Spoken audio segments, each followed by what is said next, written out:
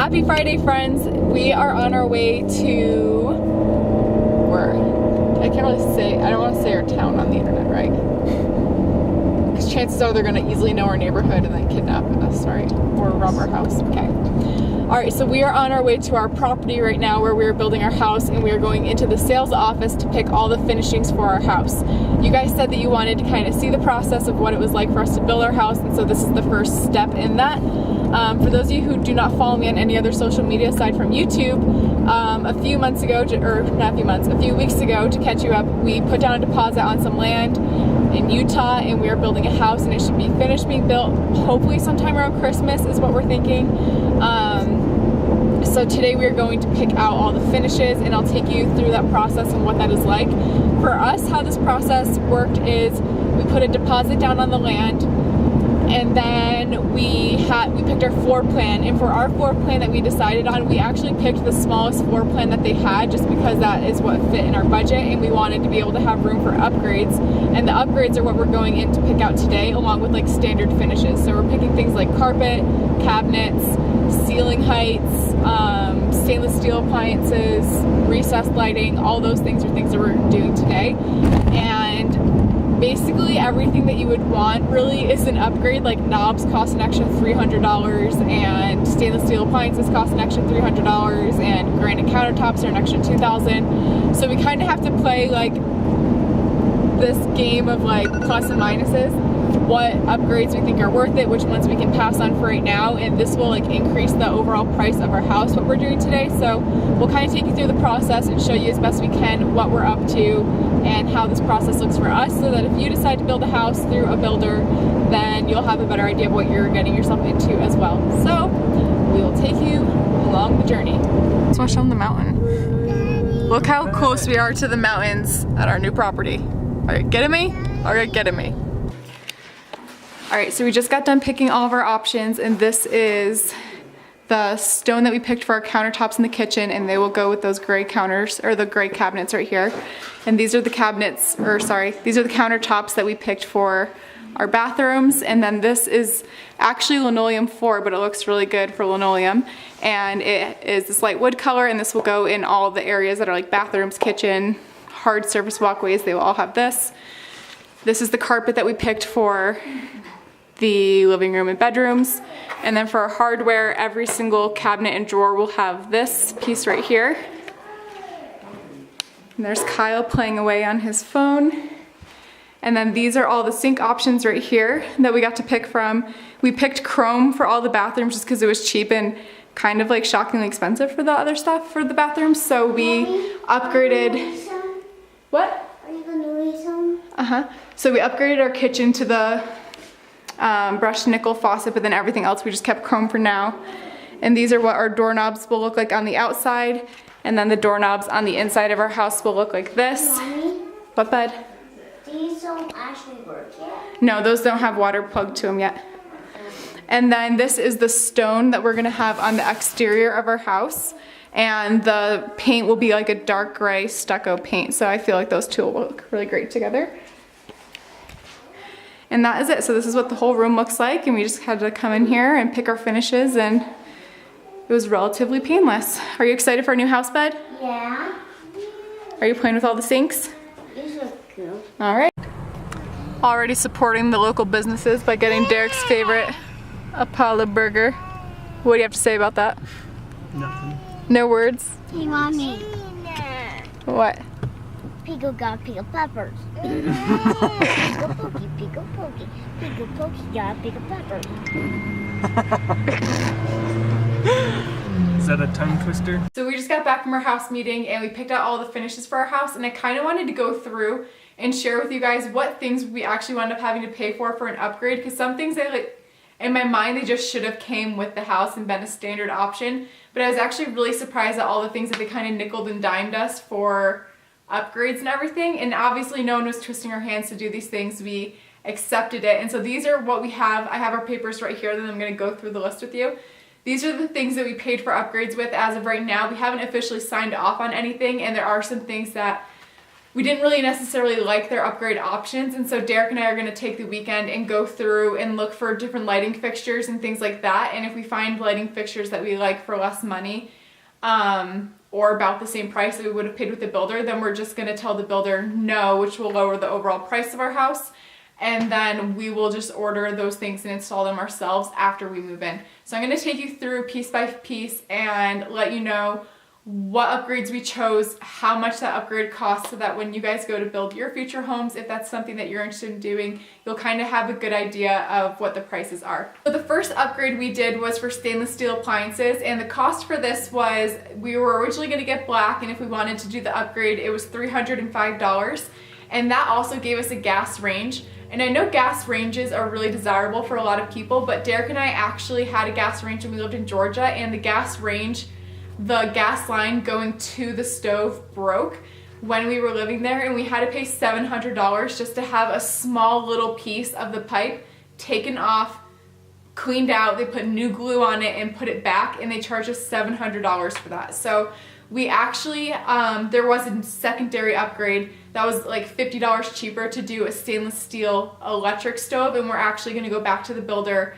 next week and say that we actually want to change it to electric instead of gas, just because we've already had one bad experience with gas in our lives already, and we just don't want to have to deal with it again. But that's just totally a personal decision, and I know so many people love gas, and honestly I love cooking with gas. It's just having that one experience in Georgia kind of turned me off from it, so we're going to do electric instead. The next upgrade we did was knobs on our cabinets, and you wouldn't think that knobs would be such, like, you would think that cabinets should just come with knobs. In my mind, you get a cabinet, you get a knob. But we did have to pay $280 for every single cabinet in our home to have a knob. And the $280 I don't love. If you looked at the clip before this, I showed you the knobs or the handles that we picked. And we couldn't pick a combination of knobs and handles. We could only pick one of them, and whatever we picked was what went on every single cabinet and drawer in our entire home. And so I picked that silver handle that I showed in the last clip, but I don't love that handle very much, and I would actually like to have a combination of square knobs and then a handle that looks similar to that, but not completely similar to what I showed you guys. So we're gonna actually tell the builder no-go on the knobs, and that we're just gonna do that ourselves after we move in, and that will save us $280. The next upgrade we did was 42-inch cabinets, and so there were the basic builder grade cabinets, and if I can show you a picture, I'll insert it right here while I'm talking. There was the basic builder grade cabinets, but there was an option for 42-inch ones that went all the way to the ceiling with crown molding on top. And we had 42-inch ceilings in our house, or 42-inch cabinets in our house in Georgia, and I personally really like them, and they hold so much more than the standard cabinet does. But we couldn't do the 42-inch cabinets unless we were going to do 9-foot ceilings, and Derek really wanted 9-foot ceilings. Like, if he could only pick one upgrade for the whole house, the 9-foot ceilings is where it was at for Derek. And so we did decide to do 9-foot ceilings, and that is an extra charge, of course, which I will discuss later on. But for the 42-inch cabinets, that was an additional cost of $1,250, so $1,250 to upgrade our standard size cabinets to the ceiling height 42-inch cabinets. And another good thing about upgrading the cabinets is that our kitchen and our entire home for this house, we picked the smallest floor plan that our builder had. So we're only gonna have 1,500 square feet when everything is said and done. We will have a basement that we can finish in the next few years, which will make our house 3,000 square feet, but for right now our house is only 1,500 square feet without that basement. And so we wanted to do the 9-foot ceilings to give the house more openness and to make it feel larger than it is, because our kitchen, dining, and living area is a pretty small area. We want to be able to make what little space we have feel as large and open as we possibly can with what we're working with. So the next upgrade that we chose was quartz countertops, and originally, because we already had the experience of doing countertops in our house in Georgia, we were gonna just put in the basic plastic Formica countertops in our house and upgrade later. But there was one option for quartz that was only $2,045, which is pretty inexpensive for quartz, and so we decided to go with that. So we are gonna have white quartz countertops like you saw in that clip that I showed when we were at the builder's house with our gray cabinets, and I think that will look really pretty together. And then the next thing that we changed as far as countertops, we upgraded the plastic Formica countertops. They're still Formica and they're still not quartz, but in our bathrooms we have an upgraded plastic countertop, but the name of the counter is called Calcutta marble, and so it looks like marble, but it just has the look of marble, but it's factory made and it's just a plastic countertop, but it looks just a little bit nicer than the other standard options that our builder had. And that upgrade for the bathroom countertops cost $325. The next one I was kind of mad about. So I love ceiling fans. I have slept with our ceiling fan in our bedroom turned on every night for like the last 2 years. I use my ceiling fan all the time, and to me that's just something that should come standard with the house. Every house that we've lived in has had ceiling fans. So it didn't occur to me that we would have to pay more for them. But we had to pay $80 just to have the hole for the ceiling fan wired and put up in the ceiling. And then we're gonna get one of those like boob lights. I'll put a picture right here. We're gonna have a boob light up in the ceiling until Derek and I decide to actually purchase a ceiling fan and get it installed. So we're paying an upgraded fee to not even have the ceiling fan. And it makes my eye twitch a little bit, but I'm trying to get over it. So we had to pay that $80 though for all 3 bedrooms. So we paid $240 just for the pre-wiring 4 ceiling fans, but we don't actually have any ceiling fans. So that's a little frustrating, and we could have paid the builder even more money to do the ceiling fans, but they didn't even have pictures of what the ceiling fans looked like, and I didn't want to pay for something that I didn't know what it looked like. So we just decided to get it pre-wired and deal with that later down the road on our own. This next one is hilarious to me. So for our front door, we had the option of doing a solid door, or we could have done a door that had like 3 glass windows in the top of it. And then the lady that we were working with, she was like, oh, actually, I don't think that glass door option is even an option for your house. So we only had the solid door option. And then we're going through the upgrades, and she's like, do you want a peephole in your front door? And we were like, yeah. And she's like, well, that'll be $25. So I was like, really? I'm paying $25 for a peephole? I thought doors just came with peepholes. So it's funny to me that we are paying $25 for a peephole. The next upgrade for the house that we had was making our home handicap accessible. Most of you guys know our daughter Kinsley was born with holoprosencephaly. Because of that, she needs to walk with a walker or use a wheelchair, and we wanted this house to be something that, should we decide to stay here for 30 years for the rest of our lives, we want our home to be a place where Kinsley can be for the rest of our lives as well. And so we wanted to make the hallways wider to accommodate a wheelchair, doorways wider to accommodate wheelchairs and walkers. We just wanted the whole house. We didn't want there to be an area of the house that Kinsley couldn't get to if she needed to. And so we worked with the builder, and he adjusted the plans to accommodate that, and that cost $250, which I actually thought was really reasonable. And I think he could have charged us a lot more money if he wanted to, but they made that really affordable for us, which we are super grateful for. Another upgrade that we said yes to, but I think we're actually gonna take off the plan, a little strip of wood underneath the windows. So the windows would just be sheetrocked with no window frame, but then you could just put a strip of like molding underneath the window for like a little windowsill, if you will. So that costs $340 to do on every single window. And I would rather pay someone else a contract. Like, there wasn't an option to do a full window frame, but if I'm gonna pay money to have something done, I think I'd rather just pay for full window frames later down the road at some point. So I think we are just gonna take off the $340 charge for the one piece of trim underneath the window, because I think we would rather have full frames at some point. The next charge was recessed lighting, and this was another thing that was really important to Derek. And I mean, honestly, I like recessed lighting too, but I also like saving money. So for me, like, recessed lighting was something I was willing to do without, but it was something that was really important to Derek, so we did go ahead and we did recessed lighting. And for, I believe, 4 can lights in our kitchen and 4 can lights in our living room, that cost $680 for the 8 lights. So it was $80 per light, is that right?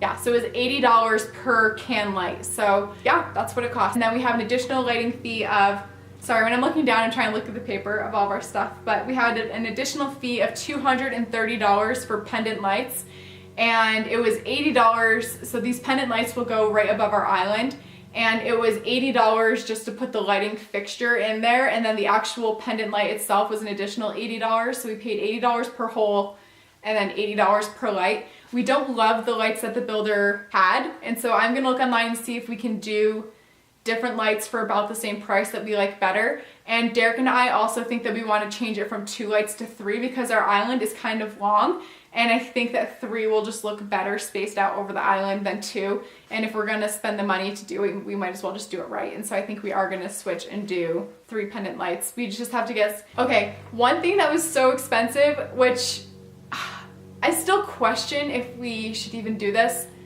because part of me is like, I can guarantee that I can get a kitchen faucet for cheaper and just have Derek swap it. So this one is kind of like a maybe purchase too. But all of the original bath fixtures, the standard feature, standard option, kitchen faucets and bath faucets and everything were chrome. So it's that shiny metal chrome color, and I wanted everything to be brushed nickel. Well, just to upgrade the kitchen faucet from chrome to brushed nickel cost $335 for one faucet. And that just seems like so much money for a faucet for me when I know that Derek knows how to switch faucets. And so I kind of want to go on Home Depot and see what our options are at Home Depot and see if we can save a couple $100 doing that.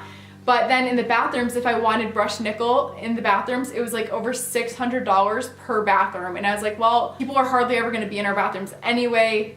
Just do the chrome in the bathrooms, and if it really upsets me, then we can change it later. But I didn't want to pay $600 per bathroom for faucets when I just felt like we could get good quality faucets and things like that for less money. I don't know. I just felt like, I could be totally wrong. I need to look online and see if brand for brand, if we got the same brand at Home Depot, what would it cost us? And I know plumbing costs are extravagant. It's not cheap. Like, if you're a plumber in this day and age, you're making a ton of money. Bravo. I should have been a plumber. But, so I know that part of the cost is probably plumbing and installation as well. So that was just one thing that was really shocking to me, was how expensive the faucets were. All right, and the next upgrade that we did was the 9-foot ceilings. And this again was something that was really important to Derek. He really wanted 9-foot ceilings, and I do agree that it'll make our small home feel larger and more open and spacious, which I think is a good thing in the end. And it did allow us, because we did the 9-foot ceilings, we were able to do the taller kitchen cabinets, which is great. But the cost for the 9-foot ceilings was $1,900, which seems like a lot, but when you're thinking about an entire house and like raising the roof, I guess it's not that big of a cost at the end. It's just a lot when you're like, you know, paying a bottom line on a house. And the final upgrade that we did, and again, this is one that we might take off and do on our own after we move in, but it was blinds. And blinds are not a standard option with the house. You would think, because every house that you've ever moved into has always had blinds, you would think that the blinds would come standard, but they don't. And to put blinds on the 7 windows on the upstairs level of our home, so not counting the unfinished basement, but just the upstairs, it was $675 for blinds on every single window. We have seen a few flyers in the mail saying that we could do all the blinds on all of our windows for about $500, so I don't know if it's really worth it to save the $125 or not, but we're just gonna shop around a little bit and make sure that that is a good price as well. But our plan over the next few days is to kind of go through, pick out the items that we absolutely do want to stay in here and pick out the items that we don't want to stay in here. And then we'll take that final number to our banker, make sure that he confirms that we can in fact afford the home. And then we will go to the sales agent that we're working with in the office and say, this is what we finally want for our home, and then close the deal there. So this video is very long. I just sat here for 17 minutes talking about house plans. I mean, it'll get cut down a little bit with editing, but if you like this video, go ahead and give it a thumbs up. Subscribe to my channel for more videos. I am so excited to take you guys along the journey of building this house and taking you through all the little nitty-gritty details. If there are specific questions that you have about building a home, leave them in the comments below and I'll try to answer them to the best of my knowledge as best as I can.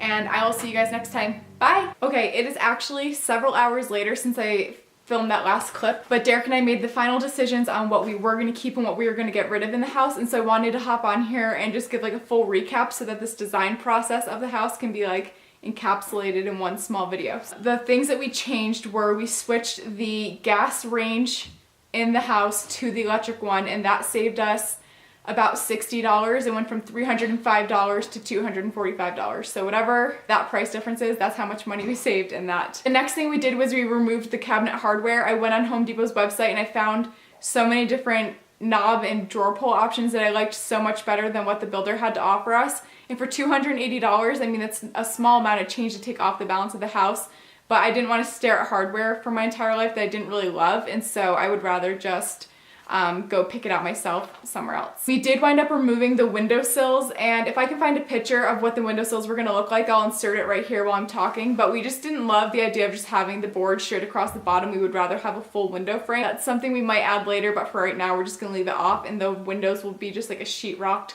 window, and I can insert a picture of what that will look like as well. And then the last thing that we did was we added a third pendant light above our island. We were going back and forth about whether we should do 2 or whether we should do 3, and then our sales agent told us that the island in our kitchen was 6.5 feet long. We figured that that was long enough that we could do 3 pendants. I think we would have to do the smaller size pendants. We obviously can't do like a dramatic huge pendant, but we can get 3 good size pendants across the island, which I think will look really good. And then we, instead of doing the builder pendants, we decided to say just wire 3 spots for pendants, and then they're just gonna cap them so they look flush with the ceiling. And then later we'll go in and buy the pendants that we actually like instead of using the builder ones, which I was looking at the Home Depot's website, and the builder pendants that they were going to charge us $115 each for were $30 on Home Depot's website for the same exact pendant.